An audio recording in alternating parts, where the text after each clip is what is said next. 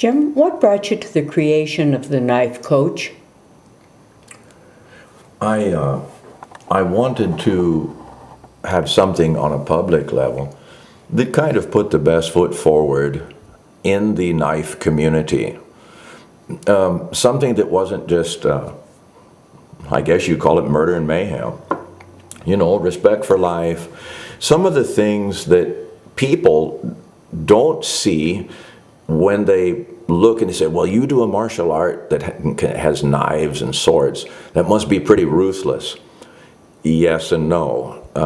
It depends on who's doing it. There are some knife clans out there that are absolutely ruthless. Their intent is murderous.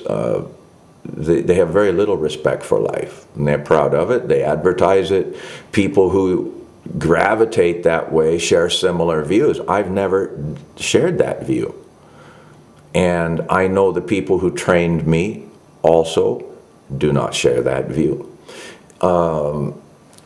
It's the same people that will put in their, let's say, their gun. Now, these are the super hollow point bullets with extra weight. They have the claws and fangs. I filled each one with poison, and oh my God, why? Why? You mean shooting somebody with a regular bullet isn't bad enough? You're going to do all this to them too? You don't think the regular bullet will do it? After all the studies that Remington's done on bullet expansion, all this stuff, you're going to make it better by doctoring it up so it'll really kill them. See, it's those type of people that fuck shit up for all of us, because you don't need to do that.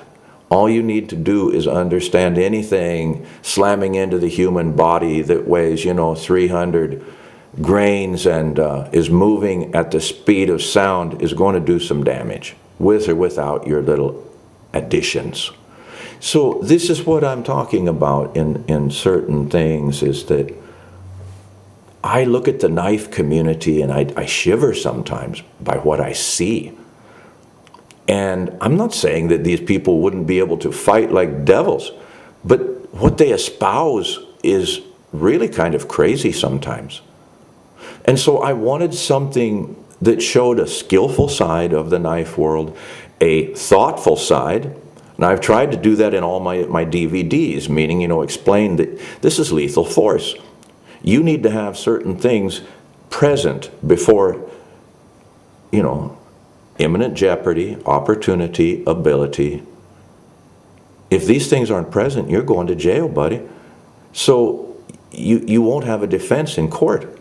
So you can't just act out and use lethal force any way that you wish.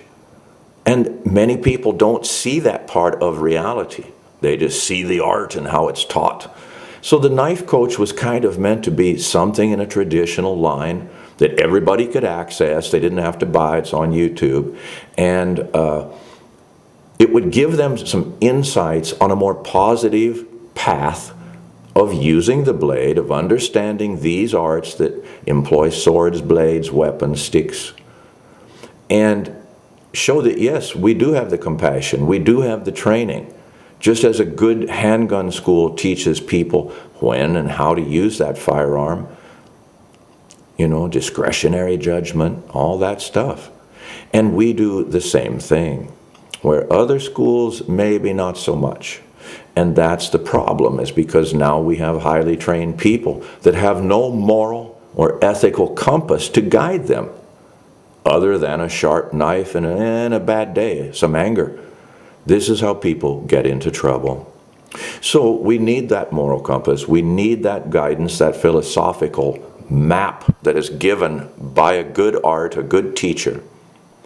And it's something I tried to put into the Knife Coach. The Knife Coach was a simple name, not too tricky, and something people could relate to.